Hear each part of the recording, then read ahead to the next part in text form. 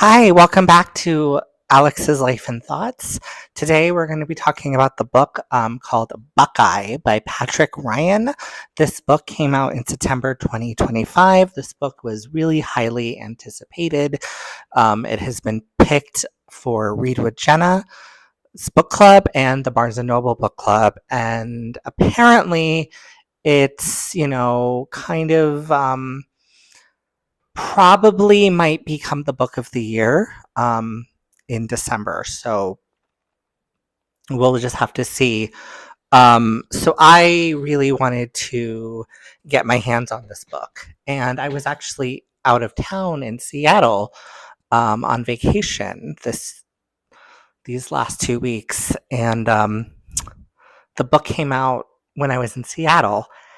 And I listened to this on audiobook, so I didn't have to get a physical copy.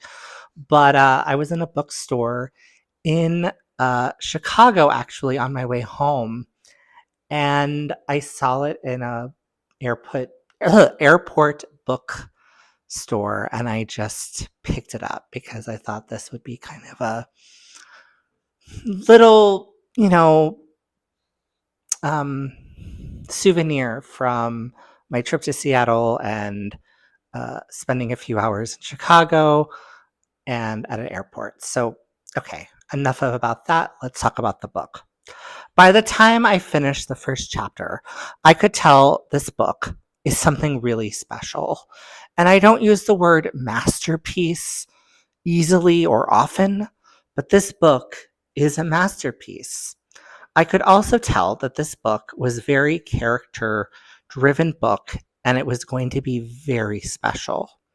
The story follows two families from the period just before World War II to the aftermath of Vietnam War. The two young couples, Cal and Becky Jenkins and Felix and Margaret Salt, reside in a quaint town named Bohumie, located just an hour from Toledo, Ohio. Cal was born with a leg that is shorter than the other. The condition that, along with other various challenges, prevents him from enlisting in World War II.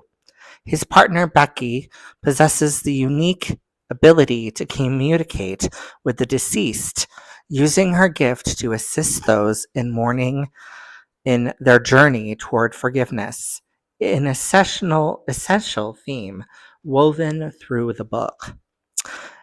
Margaret's beginnings are far more complicated. She was abandoned as a baby and left in a basket in an orphanage.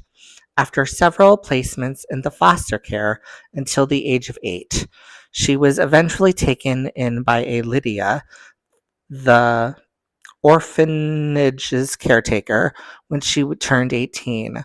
Margaret moved to Toledo to pursue her independence, rarely looking back except for her moments when she pondered the reasons behind her mother's abandonment. The prose in this book is truly exquisite. Although it's quite lengthy, every word is carefully chosen and loaded with significance. A pivotal event during the conflict intertwines the fates of several families. Through they remain unaware of their connections for many years. I hesitate to reveal any of the gripping plot twists, but I can assure you that they are entirely plausible and resonate deeply within the context of America during that era.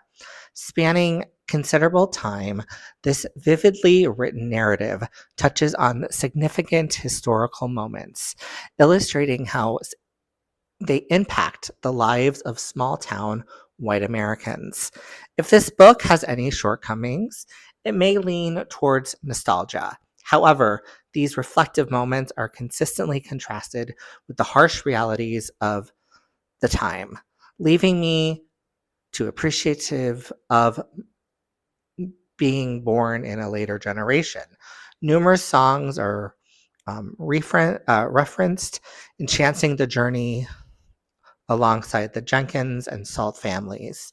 Each narrative thread is skillfully woven into the border tapestry of American history. In many respects, this narrative reflects the experiences of countless Midwestern towns. It delves into the themes of patriotism, duty, honor, and the essence of family.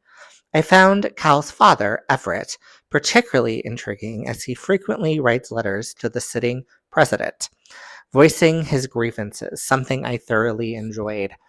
And, you know, when I finished this book, I just thought, wow, okay, I understand why this was one of the books to read this year and why it was on all the lists and why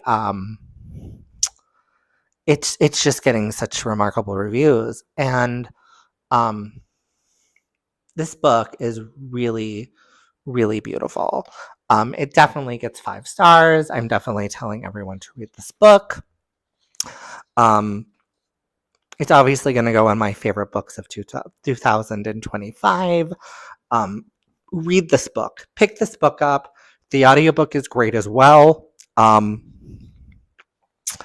Pick this book up. Get it from the library. Wait for an audiobook or e-reader book on Libby or whatever you read your books. Read this book. Buy the book. Whatever you got to do, get your hands on this book because this book is something really special and something really memorable. And I remember listening to the book and I just remember thinking, wow, this was really moving. And you don't get that a lot. You don't find a book that really just makes you appreciate the written word because Patrick Ryan is such a fantastic writer. So I could see some really big things happening for him. He hasn't written a lot of books. I think this is his third or fourth book, and I am very interested in going back and reading all of his other work. So thank you for watching. Have a great day or evening whenever you're watching this, and be kind to yourself and others, and keep reading, of course. I'll see you soon.